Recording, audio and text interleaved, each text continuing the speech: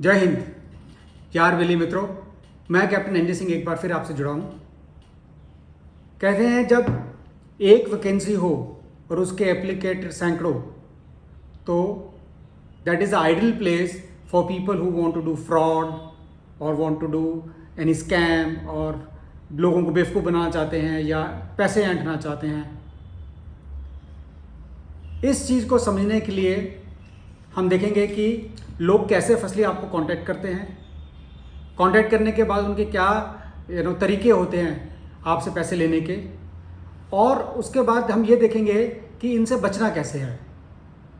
ये I will tell you the ways, in fact 4 typical ways और 4 definite ways by which you can find out कि अगला बंदा जो आपसे पैसे लेने की कोशिश कर रहा है वो स्कैमस्टर है।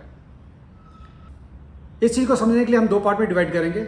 पहले पार्ट में हम देखेंगे वो चीज़ें जो कि सभी को एप्लीकेबल है, चाहे वो ग्राउंड पे काम करता है, एयरलाइन में सिक्योरिटी ऑफिसर है, या कैबिन क्रू है, या फिर पायलट है।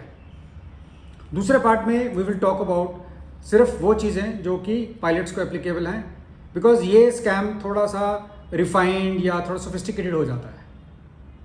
तो coming to the first part कि लोग आपको कैसे कॉन करते हैं, कैसे स्कैम करते हैं आपके साथ। तो पहले तो ये समझना होगा कि लोग आप तक पहुंचते कैसे हैं।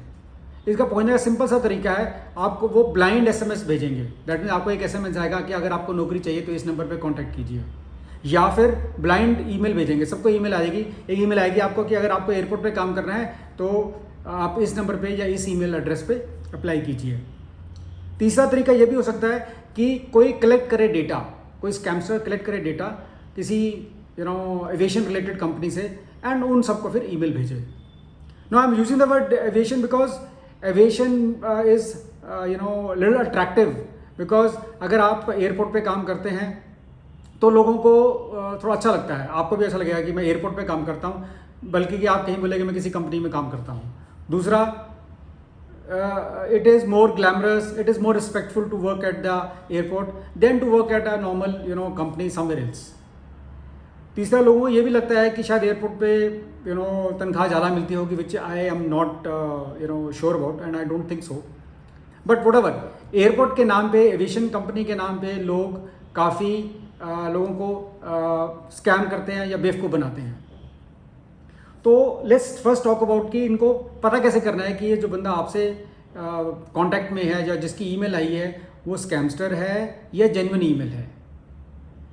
उन 4 सब टेस्ट में जिसकी मैंने बात की, द फर्स्ट टेस्ट इज, जहाँ से भी आपको ईमेल आई है, ईमेल के लास्ट में जब @ जो लिखा तो उसके बाद that is the first confirmation. That means अगर आपके पास लिखा है so and so HR recruitment @gmail.com तो वो फ्रॉड है।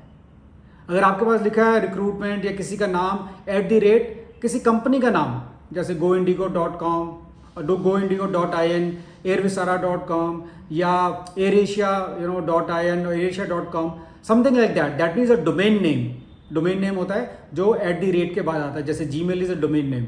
उस तरह वो जो डोमेन नेम है वो अगर किसी कंपनी का है तो वो फ्रॉडस्टर नहीं होगा, वो फ्रॉड करने वाला नहीं होगा, वो जेन्युइन ईमेल होगी। At least 1 test it will pass. पर अगर वो आपको बेवकूफ़ बना रहा है तो वो HR तो लिखेगा, HR रिक्रूटमेंट तो लिखेगा, पर @ से पहले लिखेगा। दैट मीन लिखेगा HR recruitment @gmail.com, HR recruitment या recruitment @hotmail.com, या फिर jobs @hotmail.com या rediffmail.com or something like that. So domain name is the first check which you must correct or tick mark that okay, it is not a fraudster. Second thing, जब भी आपसे कोई बात करेगा, contact करेगा किसी भी तरीके से, SMS से, ईमेल से, तो आपको पहले 1-2 स्टेप पे सब ठीक सा लगेगा। जो ही आपसे कोई पैसा मांगे कि आपको इतने पैसे जमा कराने, अब ये पैसे मांगने का तरीका क्या है, वो आपसे डायरेक्टली पैसे नहीं मांगेगा, वो आपको बोलेगा मैं वो वाली कंपनी से बात कर रहा हूँ, ABC कंपनी से काम कर रहा हूँ, आपको अपने वेरिफिकेशन कराना है और उसके लिए आपको 800 रुपये इस अकाउंट में जमा कराने हैं। नाउ कोई भी अच्छी कंपनी, कोई भी बड़ी कंपनी आपसे पैसे नहीं लेती बिफोर रिक्रूटमेंट, इनफैक्ट रिक्रूटमेंट के बाद ही नहीं लेती। आप नौकरी करते हैं ताकि वहाँ से पैसे कमा सकें, ना कि उनको पैसे दे सकें, ठीक है ना। सो जब भी कोई कंपनी आपको रिक्रूट करती है तो there is no money involve. अगर हमको वेरिफिकेशन कराना है जिसके नाम पे लोग पैसे मांगते हैं, दैट इज़ फर्स्ट थिंग। तो वेरिफिकेशन कराने के लिए वो या तो पुलिस को इन्फॉर्मेशन देंगे so that police carries out the verification, specially aviation related, because it is a sensitive zone. और secondly they can send somebody to find out, do your verification, but no money is involved. They can carry it down through a किसी तीसरी private agency से करा सकते हैं, पर किसी से भी कराएं आपको पैसे नहीं जमा कराने होते। और डेफिनेटली मतलब अभी तो जॉब लगने से पहले ही पैसा तो कोई सवाल ही पैदा नहीं होता। दूसरा, मेडिकल के नाम पे लोग पैसे लेते हैं कि आपको मेडिकल कराना है तो आप 5,000 रुपये जमा कराइए और उसके बाद आपका मेडिकल होगा। नो, मेडिकल के नाम पे पैसे नहीं लिए जाते, मेडिकल करवाया जाता है। Lot of companies get the medical done, but what they will tell you is आप वो वाले लेबोरेटरी में चले जाइए, वो वाले लैब में चले जाइए, वो वाले जगह चले जाइए और आपको वहाँ पे प्रॉब्ली यूरिन एंड सैंपल्स देने हैं, ब्लड सैंपल्स देने हैं और आपको टेस्ट करेंगे और टेस्ट की रिपोर्ट वो डायरेक्टली कंपनी को दे देते हैं। पर इस पूरे प्रोसेस में आप किसी को पैसे नहीं देते। पैसे जो है वो कंपनी और जो लेबोरेटरी जो कर रही होती है टेस्ट उनके बीच में होता है, आपसे कोई पैसे नहीं लिए जाते। तो कहने का मतलब है आपको कहीं पैसे नहीं देने होते। सो दूसरी चीज़, अगर आपसे कोई पैसे मांगे तो दैट मीन्स वो फ्रॉड है। तीसरा, जब भी आपके पास कोई रिक्वायरमेंट होती है, जब भी कोई कंपनी या कोई सपोज करो किसी एक कंपनी ने, एविएशन रिलेटेड कंपनी ने बोला कि हम कैबिन क्रू हायर कर रहे हैं, तो उसकी रिक्वायरमेंट है से 12th pass with fluency in English. Now अगर आपके पास 12th पास नहीं है या आप इंग्लिश में फ्लुएंट नहीं है तो आपके फ़ोन पे वो बात करता है हम आपके जी कैबिन क्रू रखवा देंगे सोन से कंपनी में, हमारी जान पहचान है, ये जान पहचान है, हमारी पहुंच अंदर तक है, या हम जुगाड़ लगा देंगे। दैट मीन्स जो रिक्वायरमेंट उस कंपनी की है उससे नीचे की वो बात कर रहा है कि हम उसको काम करवा देंगे, वो फ्रॉड है। बिकॉज कोई कंपनी ऐसे अपनी रिक्वायरमेंट लोड नहीं करती। अगर कंपनी को रिक्वायरमेंट लोड करनी है तो किसी को नहीं बोलेंगे कि आपसे बात करें और आपसे पैसे ले और हम उनको रखवा लेंगे। So it's a straight away fraud the moment आपसे कोई पैसे मांगे। चौथा and the most important thing, अगर आप कोई भी रिस्पेक्टेबल कंपनी के नाम पे अगर आपसे कोई बोल रहा है कि हम जॉब दे रहे हैं, तो सबसे आसान तरीका है आप अपना इंटरनेट खोलिए या मोबाइल खोलिए, उस कंपनी की वेबसाइट पे जाइए, उस वेबसाइट में करियर करके एक कॉलम होता है, उसमें जाके चेक करिए उस कंपनी आज की डेट में क्या क्या उनके जॉब्स अवेलेबल हैं जिसके लिए वो हायर कर रहे हैं या अप्लाई कर सकते हैं। तो अगर आपके पास कोई ईमेल आया और आप चेक करें कि वो तो जॉब अभी कंपनी दे नहीं रही, तो वो फ्रॉड है। तो ये जो 4 टेस्ट मैंने आपको बताए, दैट मीन्स डोमेन नेम, दूसरा पैसे मांगना before the recruitment, even after recruitment also कोई पैसे मांगे आपसे कंपनी में जाने के लिए। तीसरा, आपसे कोई बोले कि लोअर देन रिक्वायर्ड स्टैंडर्ड्स, जैसे कि जुगाड़ या पहुंच कह दूर तक उससे काम करवाएंगे, या फिर आपकी वेबसाइट पे तो जॉब ना हो पर वो कोई बंदा आपको जॉब दे रहा है। तो ये 4 टेस्ट में कहीं पे भी अगर कोई आपसे जो कॉन्ट्रैक्ट में वो फेल होता है तो वो रॉन्ग है, गलत है, फ्रॉडस्टर है, आपको बेवकूफ बना रहा है। नाउ ये तो हो गया applicable to all. Now let's talk about frauds which does take place with pilots. तो थोड़े दिन पहले एक लिंक्डइन पे सोशल मीडिया पे एक फोटो घूम रही थी जिसमें लिखा होता है we are going to hire pilots, we are starting a cargo company. उसमें एड्रेस दिया बाकायदा और उसमें लिखा है कि हम ये चीज़ हमको चाहिए, अगर आप 200 घंटे हैं, CPL हैं तो आप अप्लाई कर सकते हैं। नाउ आज की डेट में 4000 CPL घूम रहे हैं। तो अगर कोई भी CPL देखेगा यार ये कार्गो कंपनी है, कार्गो का काम तो आजकल अच्छा चल रहा है कंपेयर टू पैसेंजर फ्लाइट्स, तो ये ठीक सी लग रही है, तो आप अप्लाई कर देंगे। तो फर्स्ट स्टेप तो ठीक है, उन्होंने मांगा, आपने अपना फर्स्टली आपने डेटा दे दिया, that itself is loss of something, but let's ठीक है, आपका डेटा तो जाना ही, किसी के पास भी अप्लाई करेंगे तो डेटा तो भेजना ही पड़ेगा कि आप कौन हैं, कहाँ रहते हैं, कितने घंटे हैं, whatever. Now after the first step, the second step would be okay we are conducting exam and please deposit 5,000 or 10,000 rupees for the conduct of exam. Now this also looks genuine, it's all looking genuine and it's all in the open, and for that exam please deposit this money either through DD, demand draft, through UPI और this thing, सब कुछ आपको white में मतलब कि लगे कि बिल्कुल जेन्युइन है, वो दिया होगा। नाउ कंसीडर कीजिए 4000 में से अगर 2500 लोग भी इस चीज़ को अप्लाई करते हैं और उसमें अगर 5000 रुपया फीस भी है, तो 1.25 करोड़ 1.5 करोड़ रुपया जिसने ये ऐड निकाली इकट्ठा कर लिया। Even if they conduct the exam, I say let the take the next step, they conduct the exam, उसमें उन्होंने कुछ पैसे खर्चे, से 1.5 करोड़ में से कुछ 15 लाख रुपए भी खर्चे, और उसके बाद वो चुप। तो घर बैठे बैठाए बिना किसी चीज़ के 1 करोड़ रुपया जेब में आ गया।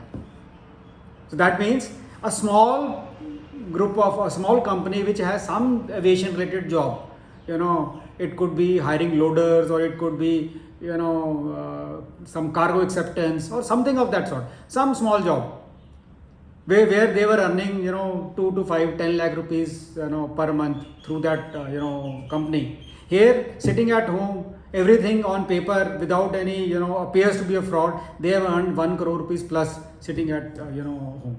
So it's a real sophisticated fraud. And after that, after the exam, even if they call people, they will put conditions such that nobody is ready to join them. For example, you give us 50 lakh rupees, then we'll give. In the whole process, actually there is no aeroplane involved, there is no aeroplane they have. So how to check it is that go to the DGCA site, check in that every operator who has given the license, who is registered with the DGCA, that means every company has an operating permit, aviation related company has an operating permit, which is whether it is scheduled or non-scheduled. So you can check which all companies are involved in that. If their name is not there, that means it's a fraud. Secondly, if they say that we are going to get some aeroplanes, India is a very small aviation market. You can find out whether these aeroplanes are there or not. What are the registration number? Because the DGCA site gives the permit number also, and which all exact aeroplanes, which is the registration, that also it shows. So basically it's not difficult to find out it's a fraudster company or it is a genuine company.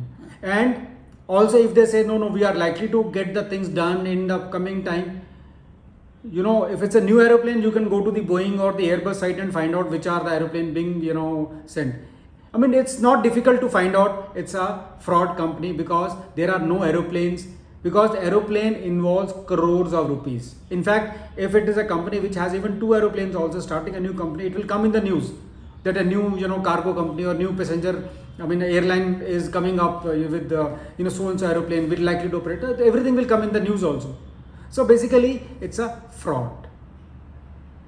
Next thing people do, or small companies do, they might be having 1 or 2 aeroplane, actually flying aeroplane. So they will say, okay, you can apply for it. So you apply for it. It's they have aeroplane, they are flying.